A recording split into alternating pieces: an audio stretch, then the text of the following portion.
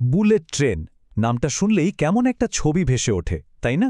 গতি, আধুনিকতা। কিন্তু এই জিনিসটা আসলে বানানো হয় কিভাবে? চলুন আজ সেই গল্পটা একটু বিস্তারিতভাবে জানা যাক। ভাবুন তো একবার ৫০৮ কিলোমিটার লম্বা একটা হাই স্পিড রেললাইন। এটা কিন্তু সাধারণ কোনো রেললাইন নয়, এটা একটা বিশাল ব্যাপার। মুম্বাই আর আহমেদাবাদের মতো দুটো বড় শহরকে জুড়ে দেওয়ার একটা বিশাল কর্মযজ্ঞ। এর ব্যাপ্তিটা কল্পনা করাও কঠিন। তো প্রশ্ন আসতেই পারে, এত বিশাল একটা প্রজেক্ট কেন? উত্তরটা কিন্তু খুব সহজ, সময়। মানে যেখানে এখন ট্রেনে যেতে ৮ ঘন্টারও বেশি লেগে যায়, সেখানে বুলেট ট্রেনে লাগবে মাত্র ২ ঘন্টা। ভাবা যায়? এটা শুধু তাড়াতাড়ি পৌঁছানো না, এটা পুরো খেলার নিয়মই বদলে দেবে। আর এই যে গতির কথা বলছি, সেটা ঠিক কতটা? ঘণ্টায় ৩২০ কিলোমিটার। হ্যাঁ, ঠিকই শুনেছেন, এটাই হবে এর ম্যাক্সিমাম অপারেটিং স্পিড। ভারতের সবচেয়ে দ্রুতগতির ট্রেন হতে চলেছে এটা। কিন্তু এই অবিশ্বাস্য গতি অর্জন করা তো আর মুখের কথা নয়। এর জন্য ইঞ্জিনিয়ারদের রীতিমতো প্রকৃতির সাথে লড়াই করতে হয়েছে। মানে কোথাও পাহাড় কেটে সুড়ঙ্গ বানাতে হচ্ছে, আবার কোথাও তো সমুদ্রের তলা দিয়ে রাস্তা তৈরি করতে হচ্ছে। এই ছবিগুলো দেখলেই বোঝা যায় চ্যালেঞ্জটা ঠিক কতটা বড়। তো এই সব কিছুর উত্তর আমরা কোথায় পাব? আসলে এই পুরো ব্যাপারটার খুঁটিনাটি লুকিয়ে আছে এই একটা ডকুমেন্টে। এটা কিন্তু শুধু একটা রিপোর্ট নয়, এটা হলো পুরো প্রজেক্টটার একটা ব্লুপ্রিন্ট। আর আমরা আজ এটাই ঘেঁটে দেখব। চলুন তাহলে প্রথম ভাগটা দিয়ে শুরু করি, দ্য গ্র্যান্ড আইডিয়া। দেখি এই বিশাল পরিকল্পনার পেছনে মূল ভাবনাটা কি ছিল। বুলেট ট্রেন কেন দরকার? দেখুন, কারণগুলো বেশ সোজাসাপটা। ১ নম্বর, সময় বাঁচানো, যেটা তো আমরা দেখলামই। ২ নম্বর হল অর্থনৈতিক উন্নতি। ভারতের দুটো মেন ইকোনমিক হাবকে কানেক্ট করবে এটা। আর ৩ নম্বর, যেটা খুবই গুরুত্বপূর্ণ, সেটা হলো টেকনোলজি ট্রান্সফার, মানে জাপানের কাছ থেকে হাই স্পিড রেলের জ্ঞান আর দক্ষতা ভারতে নিয়ে আসা। বেশ, আইডিয়া তো বোঝা গেল, কিন্তু বাস্তবে কাজ করতে গিয়ে প্রথম বাধাটা কি ছিল জানেন? মাটি। হ্যাঁ, যে কোনো বড় কনস্ট্রাকশনের ভিত তো মাটি, আর এই প্রজেক্টের ক্ষেত্রে সেটাই ছিল একটা বিরাট চ্যালেঞ্জ। এই বিশেষ চ্যালেঞ্জটার একটা নাম আছে, ব্ল্যাক কটন সয়েল। এই মাটির চরিত্রটা ভারী অদ্ভুত। শুকনো থাকলে একেবারে পাথরের মতো শক্ত, কিন্তু যেই না জল পেল অমনি এর শক্তি কমে গিয়ে নরম হয়ে যায়। এখন ভাবুন, একটা হাই স্পিড রেল লাইন যেখানে মিলিমিটারের হিসেবটাও জরুরি, সেখানে এই ধরনের মাটি কতটা বড় একটা রিস্ক হতে পারে। তো ইঞ্জিনিয়াররা এর সমাধান করলেন কিভাবে? তারা একটা বিশেষ ধরনের বাঁধ বানালেন, যেটাকে বলে রেইনফোর্সড এমব্যাঙ্কমেন্ট। এটা অনেকটা লেয়ার কেকের মতো। এতে জল বেরিয়ে যাওয়ার জন্য বিশেষ ব্যবস্থা আছে। মাটিকে ধরে রাখার জন্য জিও টেক্সটাইল নামের এক ধরনের কাপড় ব্যবহার করা হয়েছে। এমনকি ৩০ কিলোমিটার দূর থেকেও ভালো মাটি বয়ে আনা হয়েছে। বুঝতেই পারছেন কতটা নিখুঁত পরিকল্পনা করতে হয়েছে এর জন্য।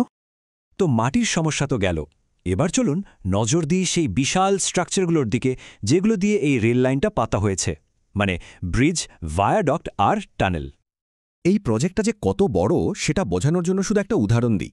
নর্মদা নদীর ওপর যে ব্রিজটা বানানো হয়েছে সেটা প্রায় ১.৫ কিলোমিটার লম্বা, আর এরকম ছোট বড় মিলে ২০টারও বেশি ব্রিজ আছে। তবে সবচেয়ে বড় চ্যালেঞ্জটা ছিল অন্য জায়গায়, মুম্বাইয়ের কাছে একটা ২১ কিলোমিটার লম্বা টানেল, যার ৭ কিলোমিটার গেছে একেবারে সমুদ্রের তলা দিয়ে। হ্যাঁ, ঠিকই শুনেছেন, এটা ভারতের প্রথম আন্ডারসি টানেল। এখন এই রকম একটা জটিল টানেল বানানোর জন্য দুটো মেইন টেকনোলজি আছে। একটা হলো টিবিএম, মানে টানেল বোরিং মেশিন।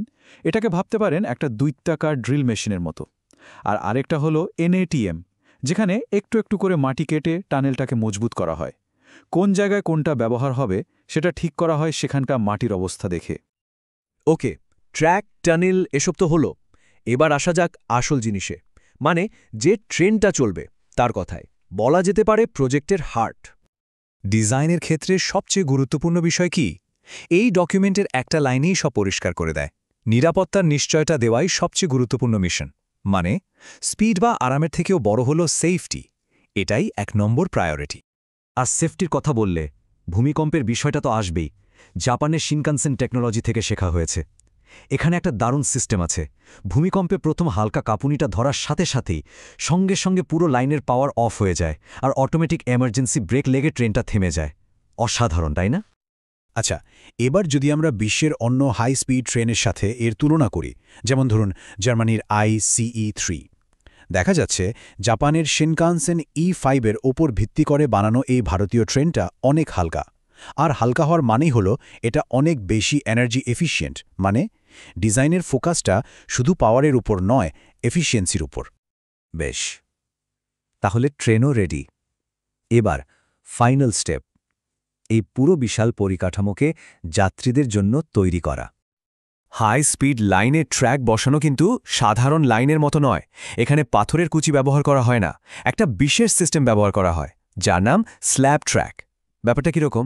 প্রথমে কংক্রিটের বড় বড় স্ল্যাব বসানো হয়, তারপর সেগুলোর নিচে এক ধরনের বিশেষ সিমেন্টের মিশ্রণ ইনজেক্ট করে একদম নিখুঁতভাবে লেভেল করা হয়, আর শেষে 150 মিটার লম্বা রেলগুলোকে ওয়েল্ডিং করে জুড়ে দেওয়া হয়, যাতে পুরো ট্র্যাকটা একটাই হয়ে যায়, কোনো জোর থাকে না, তাই রাইডও হয় একদম মসৃণ।